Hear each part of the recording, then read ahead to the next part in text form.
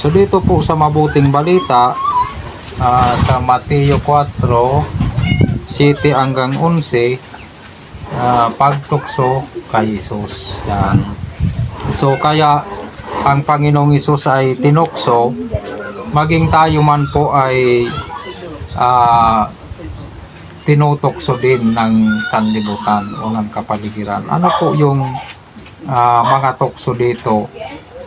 Salapi, mga gwapo at magaganda, at mga kaabalahan, yan po yung mga tukso para hindi tayo makapagsamba sa Diyos, di ba? Sa araw ng linggo minsan may mga tukso mga material na bagay na pag-aaralan din po natin kung alin yung mas matimbang at mas mahalaga para sa atin. Siyempre Diyos pa rin po yung